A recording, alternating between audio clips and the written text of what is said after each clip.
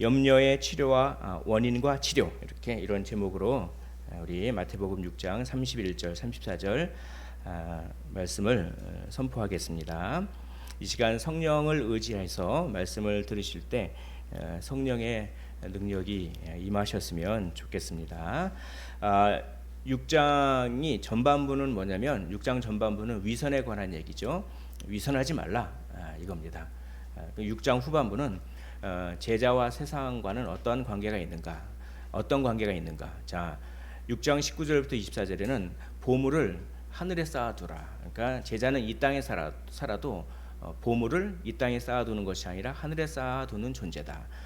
두 번째, 그 땅의 보물 때문에 이제 염려하지 말라. 이제 이 부분을 우리가 보고 있죠. 그래서 지난주에 한번 전반부를 봤는데 염려하는 것이 워낙 사람들 마음 가운데 강한 것 같아요. 그래서 예수님께서 염려하지 말라고 하는 주제를 계속 더 강조해서 하실 얘기가 더 남아 있으셨던 것 같습니다. 그래서 또 이제 지난주에 이어서 또 염려에 대한 주제를 그렇게 이제 말씀하고 계십니다. 하물며 너희일까 보냐 믿음이 작은 자들아라고 지난주에 말씀이 끝났죠. 이것은 더더구나 논쟁으로 제가 말씀을 드렸죠. 그러니까 우리 주님은 철저하게 아주 치밀하게 논리로 접근하셔서 그 논리를 통해서 우리의 감정을 회복시켜 주십니다. 그 논리가 뭐냐면 드레핀 백합화를 봐라, 그 공중나는 새를 봐라, 저들도 기르시거든 하물며 우리는 더욱 기르신다라고 하는 이 논리를 항상 생각할 때 우리의 마음이 추스려진다. 이제 이걸 말씀하시고 31절에 그러므로 염려하여 이르기를 무엇을 먹을까, 무엇을 마실까, 무엇을 입을까 하지 말라. 이러고 딱 끝나면 돼요. 완벽하지 않습니까? 논리가. 그런데 염려에 대해서 더 하실 말씀이 있어서 또 추가로 하십니다. 이것만 가지고는, 이런 논리만 가지고는 안 될 것 같다. 이 사람들에게 충격을 줘야겠다. 충격요법을 쓰시는 것 같아요. 그래서 그 충격요법 중에 하나가 이방인이다. 너희가 만약에 염려하면 이방인처럼 똑같이 되는 것이다. 왜냐하면 이는 다 이방인들이 구하는 것이다. 너희가 먹고 마시고 뭐 잠자고 뭐 의식주 이걸 구하고 이거에 그렇게 지나친 관심을 가져서 이거 염려하는 것은 이방인처럼 되는 것이다. 근데 이것이 왜 그들에게 충격이 되었을까요? 지금도 유대인들, 특별히 종교인들은 이방인들하고 접촉을 지금도 2000 몇 년도인 지금도 접촉을 안 하려고 해요.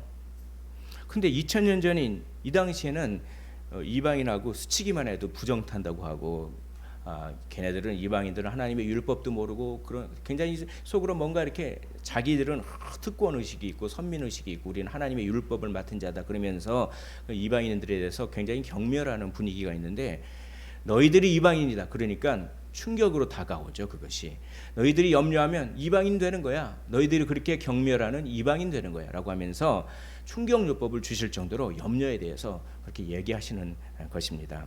한마디로 다르게 살아라는 것이죠.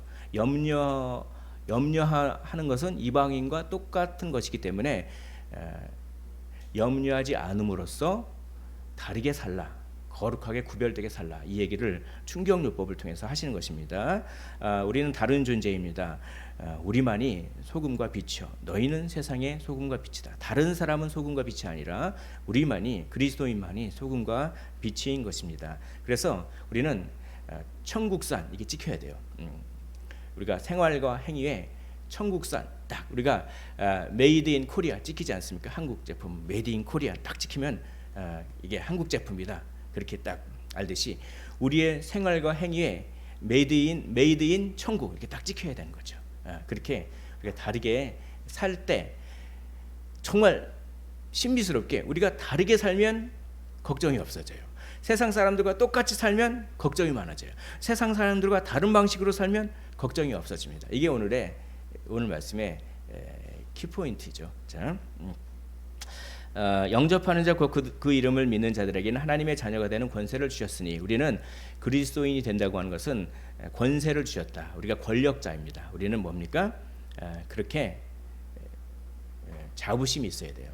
그러니까 자부심이 있어야 이게 충격으로 다가와요. 이방인처럼 되는 거야라고 하는 말이 충격으로 다가오기 위해서는 우리가 그리스도인이 된 게 얼마나 소중하고 그리고 얼마나 권력이 있고 귀한 건지를 우리가 알아야지 너희가 이방인처럼 되는 거야라고 하는 것이 충격이 되는데, 오늘날은 당신이 그리스도인이 아닌 것 같습니다 이렇게 얘기했을 때 그게 충격으로 안 다가오고, 뭐 그런가요? 이게 뭡니까? 구원받았다고, 내가 구원받았다고 하는 것에 대한 가치가 너무나 희미해진 시대에 살고 있습니다. 여러분, 구원받은 것이 얼마나 대단한 가치를 지닙니까? 내가 구원받은 것에 대한 가치를 얼마나 대단하게 지내는가, 이걸 어떻게 알 수 있나요?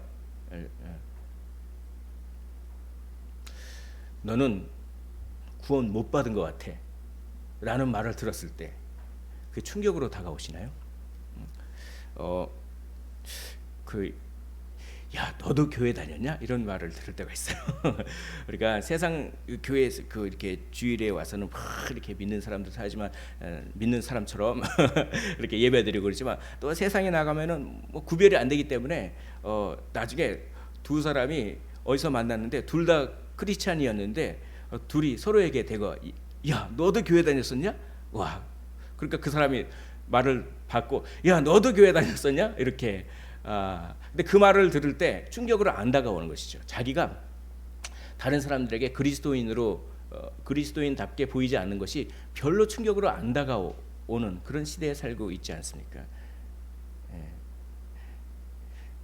우리가 구원받은 가치를 더 이렇게 정말 예수님의 생명 대가로 구원받았기 때문에 그걸 우리가 이제 알아야 됩니다. 그리고 우리는 다른 존재로 살아야 되고, 다른 방식으로 살 때 염려가 없어집니다. 자, 다른 방식으로 산다는 것이 무엇인지를 우리가 한번 알아보겠습니다.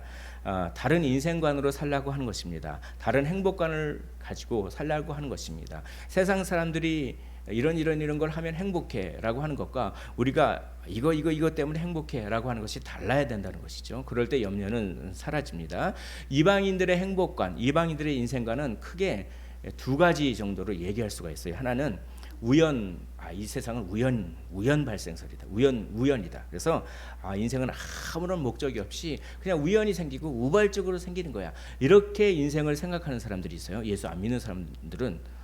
혹은 정반대로 운명론을 얘기하는 사람들은 모든 것이 다 운명이지. 아유, 내 팔자야. 그래서 이겁니다. 일어나게 돼 있는 일은 일어난다. 내가 아무리 노력해봤자 뭐 소용없다. 이 둘 중에 하나예요. 거의 예수 안 믿는, 하나님을 모르는 사람들. 그런데 이걸 왜 제가 말씀드리냐면, 예수를 믿으면서도 운명론에 빠지거나 우연 발생설 같은 것들을 순간순간 우리가 이럴 때가 있어요. 이런 인생관을 가지면 이게 염려를 일으킵니다. 이런 인생관을 가지면 이걸 조심해야 되는 거예요. 예수님을 믿는데 아이고 내 팔자야라고 하는 거는 그건 운명론을 받아들이는 건데 그것이 아닌 거죠.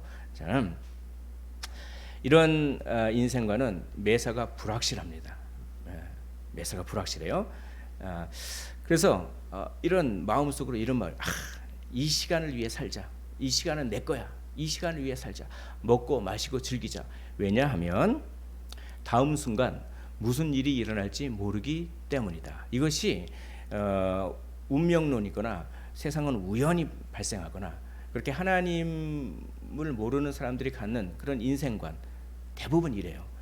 다음 순간 무슨 일이 일어날지 모르기 때문에 오늘 나의 즐거움을 위하여, 이 시간 나의 즐거움을 위하여 모든 것들을 다 쏟아붓자라고 즐거워할 수도 있겠지만, 그러나 한켠에서는 이런 마음이 항상 갖고 있습니다. 뭐냐면 인생의 망망대해, 인생의 바다 가운데 내가 홀로 있다는 느낌을 항상 갖고 있어요. 내가 항상 나의 즐거움을 위하여 오늘 다 나의 모든 것들을, 나의 모든 자원을 다 투자하고, 그리고 순간적으로 얼마나 즐거운지 모르겠습니다. 즐거워하면서도 한켠에는 나는 혼자야 라고 하는 것이 항상 그런 느낌을 가지고 있고, 그런 느낌이 항상 염려로 이어지는 것이죠. 우리가 인생의 바다 가운데 있으면은 바다가 굉장히 아름다울 때가 있어요. 이게 오늘 사진도 있지만 굉장히 아름답잖아요.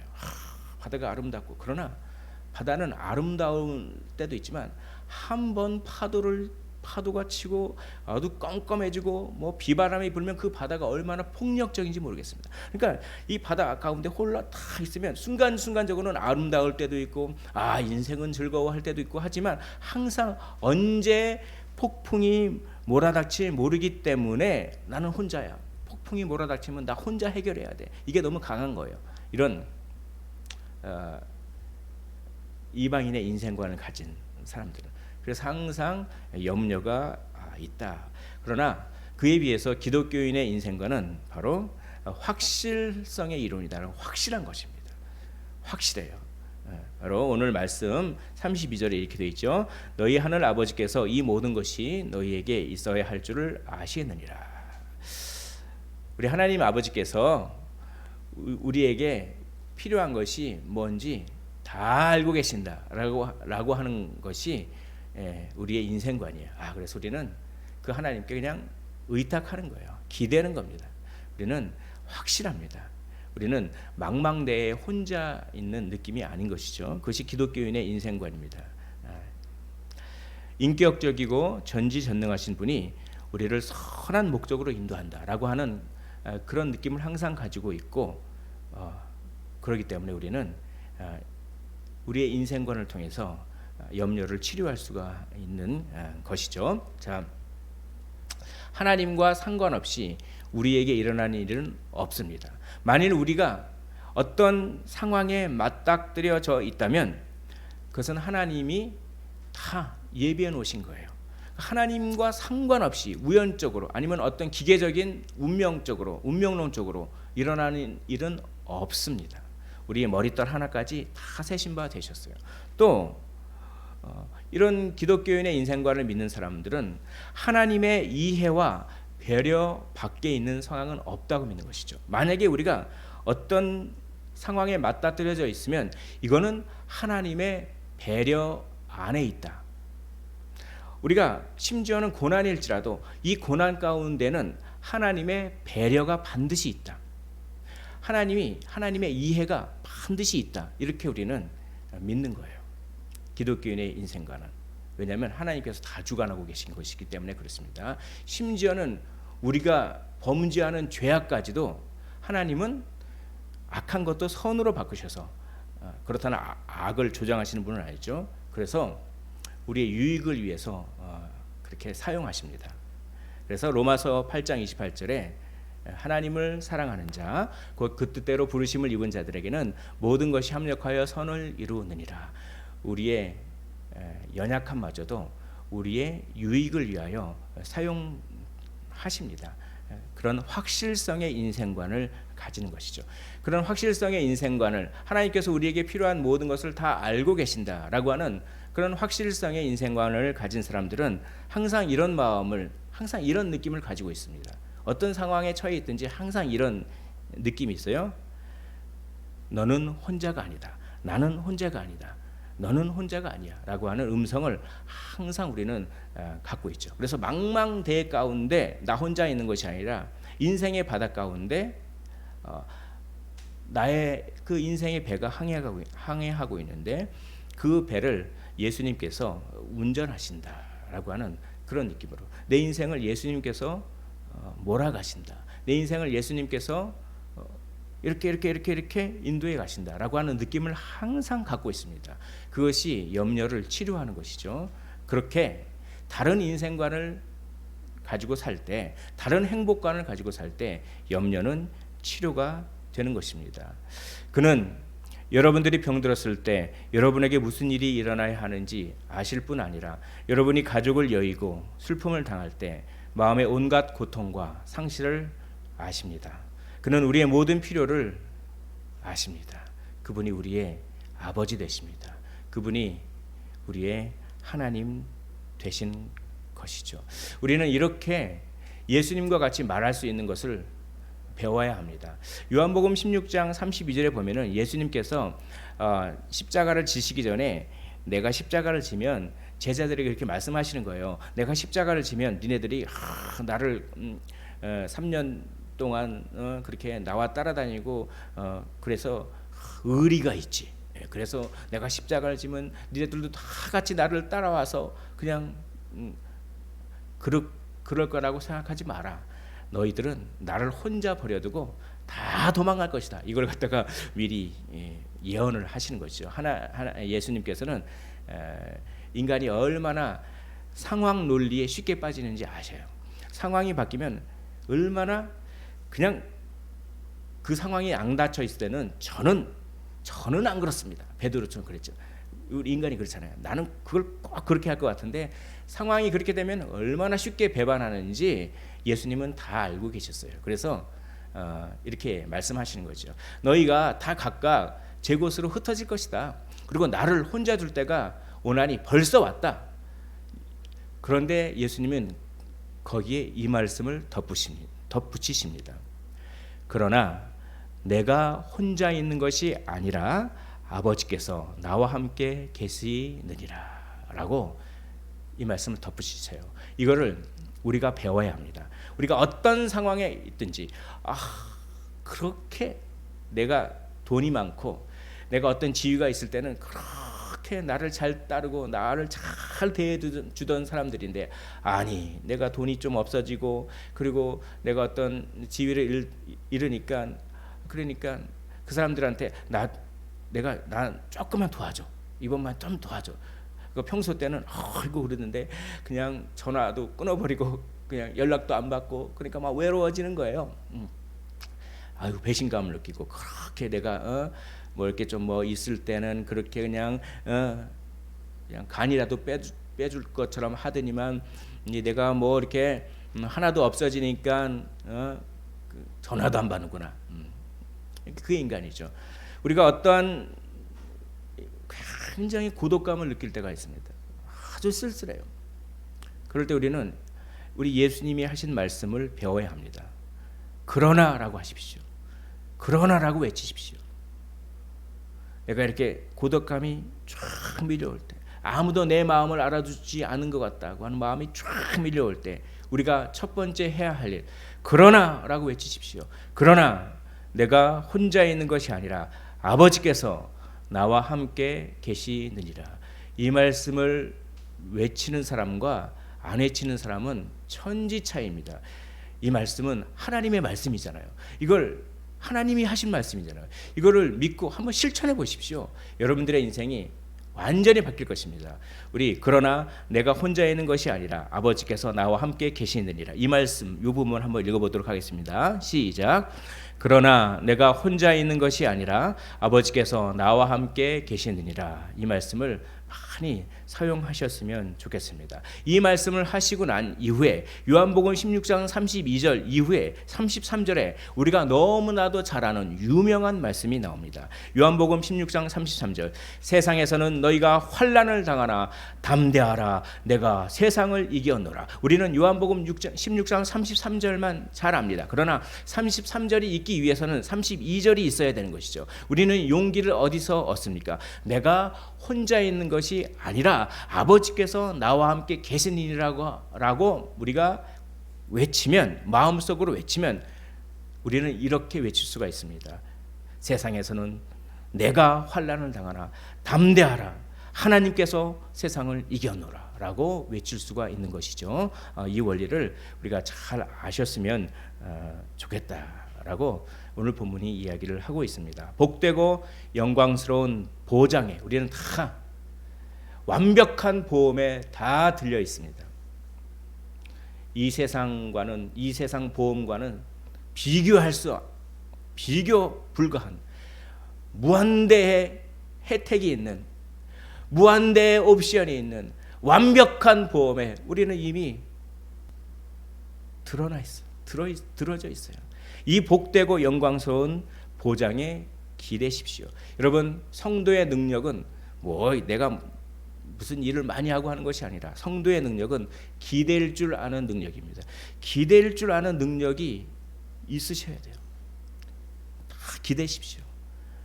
이 완전한 보장에 기대실 때 어떻게 합니까? 염려는 사라지는 것이죠. 이것이 바로 기독교인의 인생관으로 사는 다르게 사는 사람의 그 방식입니다. 자, 두 번째, 우리는 다른 인생관을 살아야 되지만 다른 염려를 가져야 되죠. 지난주에 염려에는 두 종류가 있다고 말씀드렸습니다. 죄악된 염려는 하지 말아야 되지만 선한 염려는 해야 돼요. 우리가 선한 염려를 안 한다고 하는 것은 무책임한 겁니다. 나는 그냥 스트레스 안 받을래 라고 하면서 선한 사명도 감당하지 않는 것은 그는 게으른 종입니다. 하나님은 연약한 사람은 사용하시지만 게으른 사람은 사용하지 않으세요. 연약하지만 하나님을 의지하고, 부족하지만 하나님을 의지하고, 그런 사람은 사용하지만, 자기가 능력이 있지만 게으른 사람은 절대로 사용하지 않습니다. 하나님은. 우리는 우리에게 허락된 분량만큼 우리는 사명을 감당해야 돼요. 그러니까 선한 염려를 가지는 것이죠. 그래서 33절에 이 말씀입니다. 우리 화면을 보면서 한번 읽어보도록 하겠습니다. 시작. 그런즉 너희는 먼저 그의 나라와 그의 의를 구하라. 그리하면 이 모든 것을 너에게 더하시리라. 이거는 예수님이 일종의 약간 유머로서 한 게 있어요. 너희가 그렇게 염려하느냐? 너희가 그렇게 염려하고 염려를 도대체 안 할 수는 없느냐? 그러면 좋다. 이왕 염려할 거면 선한 염려를 해라. 이렇게 약간 유머가 있어요. 이게 여기에 유머가 있는데 이게 너무 이제 무겁게 다가오죠 우리에게. 근데 여기에는 약간의 그 유머와 위트가 있습니다. 너희들 왜 이렇게 염려하냐? 먹을 거 입을 것 때문에 왜 이렇게 염려하냐? 염려하려면 차라리 이걸 염려해라. 그의 나라와 그의 의를 더 염려해라. 뭡니까? 정작 염려해야 될 것은 아버지와 너희에 대한 친밀한 관계다. 그걸 염려해라. 그러면 너희가 염려하는 이 모든 것을 너에게 더하실 것이다. 이 모든 것은 필수품이지 사치품이 아닙니다. 우리가 우리의 필수품관과 하나님의 필수품관은 다를 수 있어요. 우리는 사치품을 요구하면서 왜 안 주시냐 할 수가 있는 것이죠. 그러나 하나님이 우리에게 필수품을 주신다고 해도 아주 극단적인 그런 금욕주의적인 그런 게 아닙니다. 우리에게 상당히 우리에게 가장 알맞은 분량대로 상당히 풍족하게 주시는 하나님을 믿으셨으면 좋겠습니다. 그런데 여기에 이 모든 것을 너에게 더하시리라. 이 말씀을 읽을 때 평소에 어떤 생각을 하셨습니까? 그래, 내가 하나님과의 관계가 그렇게 하면 하나님께서 나에게 필요를 다 채워주시겠지. 맞습니다. 맞습니다. 근데 하나님이 어떤 방식으로 필요를 채워주실까요? 하늘에서 뚝 떨어지는 것이 아니라 우리에게 일할 수 있는 여러 가지 상황들을 허락해 주시는 것이죠. 만약에 그런 것이 아니라면 어떤 사람을 붙여 주시는 것이죠. 그런 식으로 이렇게. 자, 그렇다는 것은 여기에 아주 깊은 뜻이 담겨 있습니다. 자, 카슨이라고 하는 학자가 이걸 이렇게 해석했는데 제가 소개를 해드리겠습니다. 자, 필요를 채우시는 하나님의 가장 일상적인 방식 중에 하나는 그의 자녀들의 마음과 양심을 사용하신다 이겁니다. 뭡니까? 우리는 받을 생각만 하잖아요. 이 말씀을 읽으면서. 그런데 받는 것도 받는 거지만 우리는 다른 사람들을 위해서, 다른 형제들을 위해서 줘야 되는 거예요. 왜냐하면 우리의 그 주는 마음, 우리의 마음과 양심을 하나님께서는 사용하셔서 다른 사람들의 필요를 채우신다는 것입니다. 그게 하나님의 방식이에요. 그러니까 그리하면 이 모든 것을 너에게 더하시리라 라고 하는 말씀을 읽을 때 받는 것도 생각하지만 내가 누구 줄 사람 없나 이것도 생각하라는 얘기입니다. 이게 다른 방식이에요. 이방인과 다른 방식이에요. 그러니까 염려를 이기는 방식 중에 하나가 선한 염려를 가지는 것인데 이거는 선한 것에 집중하라 이 말씀입니다. 자, 그러니까 이게 이거예요. 자, 하나님에 대한 너의 관계 이것에 대해서 아주 큰 관심을 가지면 그 큰 관심이 먹을 것과 옷에 관한 보다 작은 염려를 모두 쫓아내 버릴 것이다 라고 하는 것입니다. 이것을 치료제로 주시는 거예요. 자, 이겁니까? 선한 근심을 크게 하여 악한 근심을 쫓아낸다. 다시 한번 말씀드립니다. 성경의 치료제는 선한 근심을 크게 하여 악한 근심을 쫓아낸다.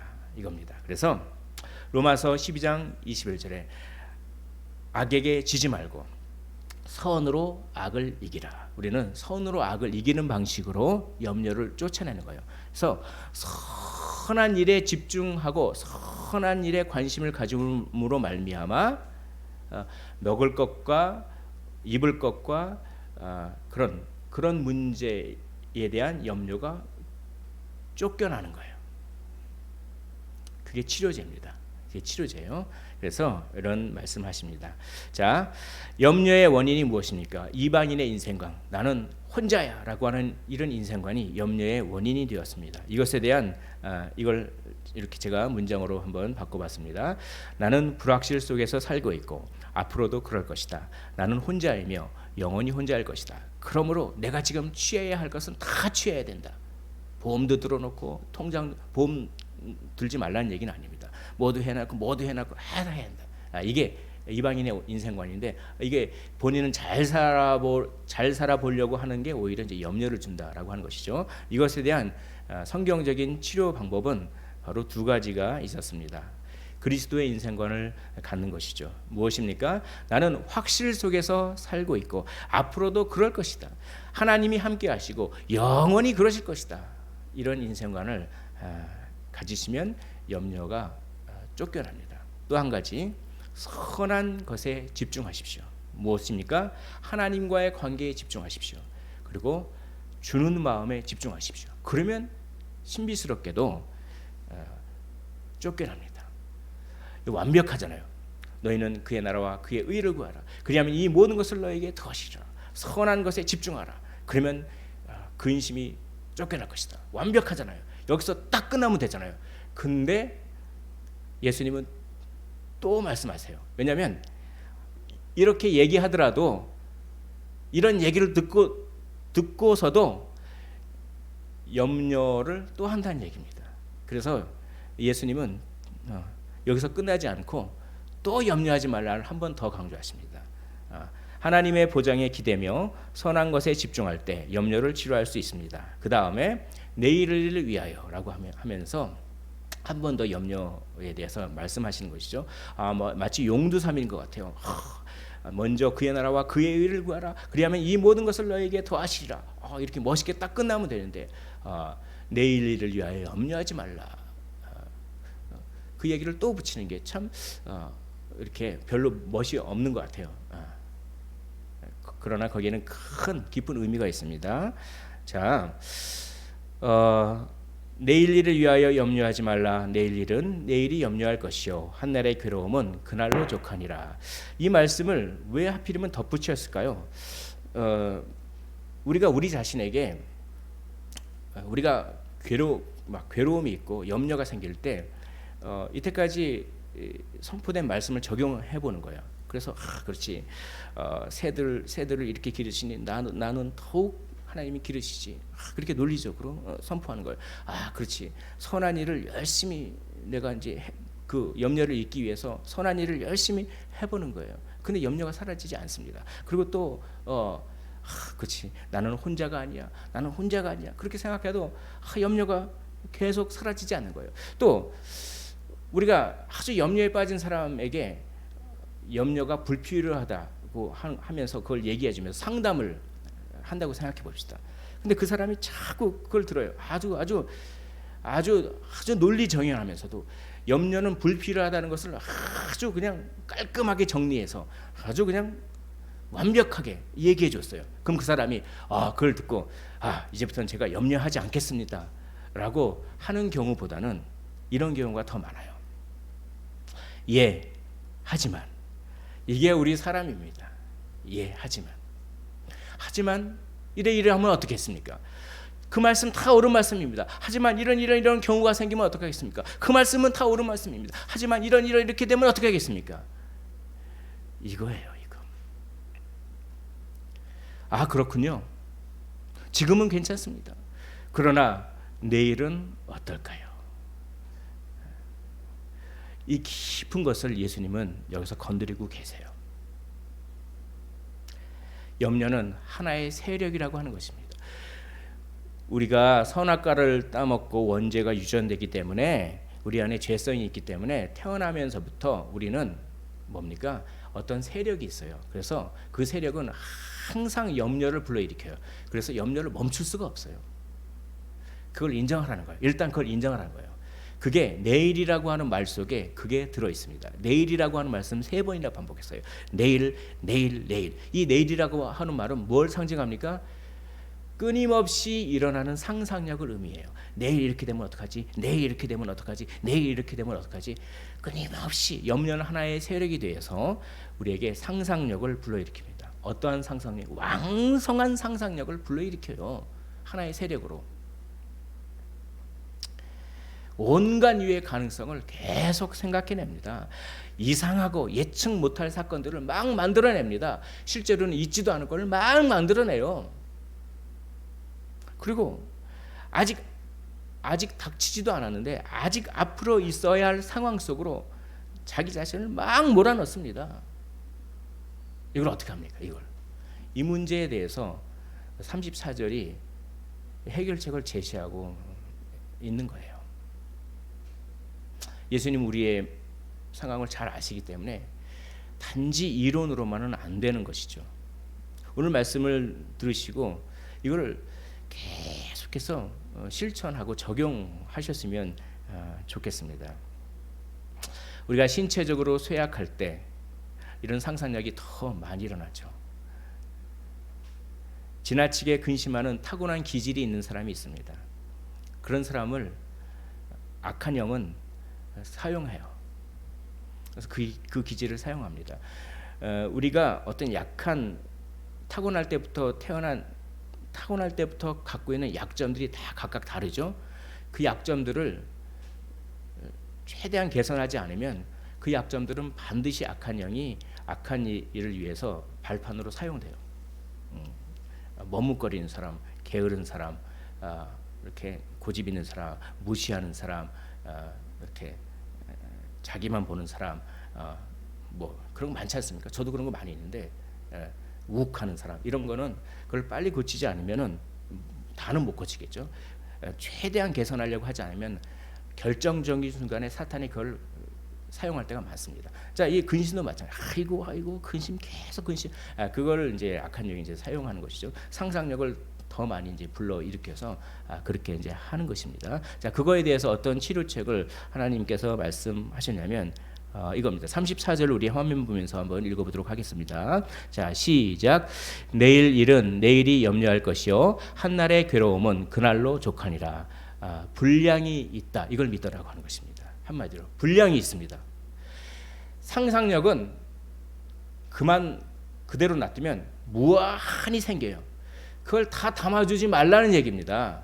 그걸 다 담아주지 말라는 얘기예요. 여러분, 사랑하는 성도 여러분, 우리에게 필요 이상으로 상상력이 발휘됩니까? 그걸 담아두지 마십시오. 그거 다 마귀가 주는 겁니다. 그렇게 얘기하는 거예요. 자, 일어날 것처럼 보이는 모든 것을 합산하면서 생애의 하루를 보내지 말라. 이렇게 어떤 목사님이 이걸 이렇게 해석하더라고요. 우리가 일어날 것처럼 보이는 모든 그 경우의 수를 다 더해서 생애를 보내지 말라는 것입니다. 너무 불행한 생애예요.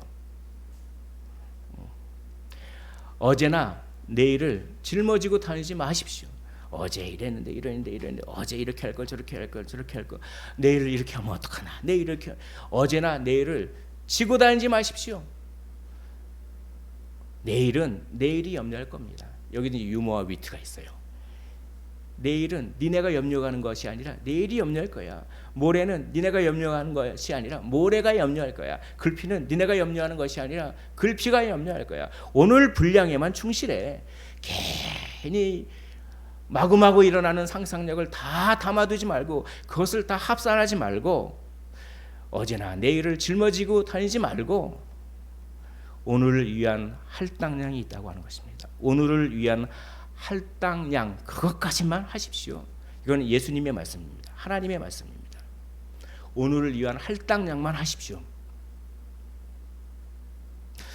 이 말씀 속에는 두 가지의 원리가 숨어 있습니다. 자, 첫째, 적당한 범위를 벗어나 지나치게 생각하게 하는 것은 참 자아에 의한 것이 아니라 죄의 세력에 의한 것임을 아십시오. 이거는 생각을 아예 하지 말고 나 그냥 그래 버리지 말고 우리가 할 수 있는 적당한 범위는 해야 됩니다. 파종을 하고 씨를 뿌리고 다 우리가 할 수 있는 계획도 적당한 범위에선 다 하고 다 해야 됩니다. 그런데 이건 하지 말라는 거예요. 씨를 뿌리고 물을 주고 다 했어요. 그런 다음에 집에 와서 계속 생각하는 거예요. 내가 씨를 뿌리고 했는데 이거는 이렇게 하면 어떡하지? 이렇게 하면 어떡하지? 그러면서 이제 그것이 나를 사로잡기 시작합니다. 그러면서 현재 내가 막상 해야 할 일을 못하게 만들 정도로 현재의 나를 불구로 만드는, 나의 유용성을 없애버리는 그 정도까지 되면 그런 필요 이상의 생각은 나의 참 자아에 의한 것이 아니라 죄의 세력, 악한 세력이 주는 허영심을 일으키는 죄의 세력에 의한 것이다 라고 하는 것을 알려고 하는 것입니다. 이거 중요한 말씀입니다. 이거를 이렇게 공로주의적인 생각이 있어요. 이 생각이 굉장히 무서운 생각인데, 내가 무엇에 대해서 염려를 많이 하고 걱정을 많이 하면 그걸 하늘이 이렇게 귀하게 봐서 일이 잘 되겠지. 염려를 공로로 생각하는 그런 어떤 관점이 있습니다. 샤머니즘의 관점이 있어요. 그거 아닙니다. 이 뭡니까? 이게 우리가 적당한 범위를 벗어나서 지나치게 생각하게 하는 것은 참자에 의한 것이 아니라 죄의 세력에 의한 것임을 반드시 알고 필요 이상의 상상을 멈추십시오. 오늘 분량이 있습니다. 그것만 하면 됩니다. 나머지는 하나님 다 책임져 주시니까 걱정하지 마십시오. 자, 두 번째, 하나님이 그날의 분량을 정하시고 날마다 그날의 은혜를 준비하셨다. 이런 말씀이 여기 있습니다. 하나님은 우리에게 괴로움, 그냥 분량에 해당하는 마치 괴로움도 분량이 있어요. 그 괴로움처럼 보이는 것, 왜 괴로움처럼 보이는 것이라고 제가 표현했냐면 결국 그것이 합력하여 선을 이루기 때문에 괴로움처럼 보이는 것입니다. 그런 것도 분량이 있어요. 우리가 감당 못할 시험을 허락하지 않습니다. 그래서 고린도전서 10장 13절에 하나님은 우리에게 맞는 분량을 항상 준비해 놓으셨어요. 우리에게 감당치 못할 시험을 허락하지 아니하시고 우리가 시험 당할 쯤에 또한 피할 길을 내사 뭡니까? 그날의 분량을 정하시고 그날의 은혜를 날마다 준비하세요. 그 분량을 넘어서서 내가 걱정하는 것은 하나님보다 앞서는 것입니다. 교만한 거예요, 그거는. 이 두 가지를 이 두 가지 원리가 계속해서 피어오르는 상상력을 제어할 수 있는 치료책이다. 그날의 분량에 집중하라라고 하는 말씀을 이렇게 우리가 듣습니다. 이 말씀은 이론이 아닙니다. 이 말씀을 그대로 한번 실천해 보십시오. 어떻게 실천하는지 좀 이따가 제가 이렇게 그 방법을 잠깐 소개하려고 합니다. 자, 그러므로 불필요한 공포심에 사로잡히 마시고 염려의 생각을 거부하십시오. 이겁니다. 여러분, 필요 이상의 상상력이 생길 때 그걸 거부해야지, 거부하지 않으면 계속 꼬리에 꼬리를 물어요. 거부하는 것이 믿음입니다. 로이드 존스가 이렇게 얘기하죠. 믿음은 염려되는 일들에 대한 생각을 거부하며, 거부하는 게 믿음이에요.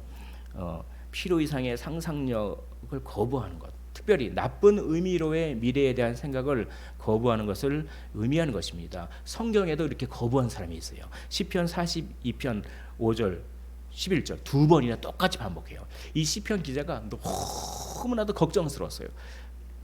그래서 자기 자신에게 이렇게 명령합니다. 제가 한번 읽어볼까요? 내 영혼아, 내가 어찌하여 낙심하며 어찌하여 내 속에서 불안해하는가? 너는 하나님께 소망을 두라. 이 말씀이 너무나 좀 특이한 말씀이에요. 이 말씀은 걱정하는 나를 바라보는 또 다른 내가 있다고 하는 것입니다. 그러니까 나를, 지금 걱정에 빠져 있는 나를 객관적으로 바라보는 또 다른 나가 걱정에 빠진 나를 꾸짖는 장면이에요. 이런 식으로 묘사되어 있어요.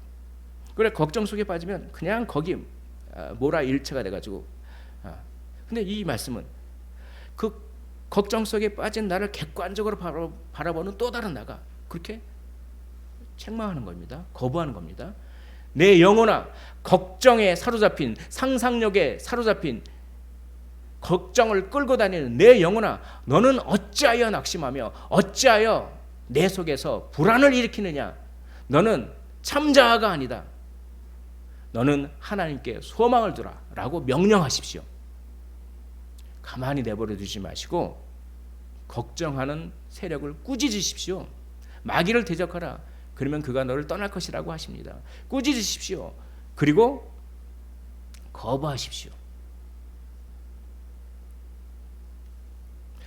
마귀는 내가 이렇게 꾸짖고 거부해봤자 무슨 소용이 있겠느냐라고 속입니다. 그러지 마시고 이게 말씀이잖아요. 말씀이 이렇게 했잖아요. 처음에 잘 안 될지 몰라요. 그러나 이걸 하는 겁니다. 이걸 계속 시도하는 것입니다. 시도하는 자에게는 큰 하나님의 은혜를 경험할 수가 있게 되는 것이죠. 자, 아니다. 나는 염려할 것을 거부한다. 나는 말씀에 입각해 옳고 정당하다고 믿는 것을 해왔다. 나는 그 이상은 조금도 생각하지 않겠다. 라고 로이드 존스가 이렇게 이것을 적용하면서 설교하는 것을 제가 인용해 보았습니다. 크게 두 가지의 염려의 원인이 있죠. 이방인의 인생관, 나는 혼자야 라고 하는 것, 죄의 세력, 상상력을 불러일으키는 그 두 가지의 염려의 원인을 어떻게 치료합니까? 세 가지의 치료법을 오늘 말씀을 통해서 우리 예수님께서 소개하십니다. 첫째, 그리스도의 인생관을 가지십시오. 나는 혼자가 아니다 라고 말씀하십시오. 두 번째, 선한 것에 집중하십시오. 하나님과의 관계에 집중하시고 주는 마음에 집중하십시오. 그러면 염려가 쫓겨납니다. 그러나 그것만 가지고는 안 돼요. 상상력이 계속되죠. 내일 하면서. 그럴 때 어떻게 합니까? 거부하십시오. 어떤 인생관을 가지고 있느냐, 내가 지금 무엇에 집중하고 있느냐, 내가 무엇을 거부하고 있느냐가 나 자신이에요. 오늘 본문은 우리에게 질문합니다. 너희들은 지금 그리스도인이 맞느냐? 너희는 하나님의 자녀가 된 것에 대한 특권 의식이 있느냐? 너희들은 어떤 인생관을 가지고 있느냐? 너희가 지금 가장 집중하고 있는 것은 무엇이냐? 너희가 지금 무엇을 거부하고 있느냐? 하나님의 말씀을 거부하고 있느냐? 아니면 세상의 생각을 거부하고 있느냐? 이런 것들을 물어보고 계시는 것이죠. 이것을 통해서 우리는 치료, 염려로부터 치료받을 수가 있습니다. 이제 이것을 이제 좀 실천할 수 있게끔 제가 문장으로 바꿔봤습니다. 이 문장을 계속 염두에 두시고 이 문장을 하면서 기도하십시오. 아무것도 염려하지 말고 다만 모든 일에 기도와 간구로 너희 구할 것을 감사함으로 하나님께 아뢰라. 그리하면 모든 지각에 뛰어난 하나님의 평강이 너희 마음과 무엇을요? 생각을 지키시리라. 우리가 기도하면 하나님께서 상상력을 지켜주시는 것입니다. 자, 이런 문장을 소개하고 마치도록 하겠습니다. 우린 혼자가 아닙니다. 오늘 우리를 도우시는 하나님은 내일 우리도 도우십니다. 주를 위해 최선을 다하되 필요 이상의 상상은 거부합니다. 다시 한번 제가 읽어보겠습니다. 우리는 혼자가 아닙니다. 오늘 우리를 도우시는 하나님은 내일 우리도 도우십니다. 주를 위해 최선을 다하되 필요 이상의 상상은 거부합니다. 이 말씀을 꾸준히 하시면서 기도하십시오. 이 단순한 원리가 실천되어지기를 주님의 이름으로 축원을 드립니다.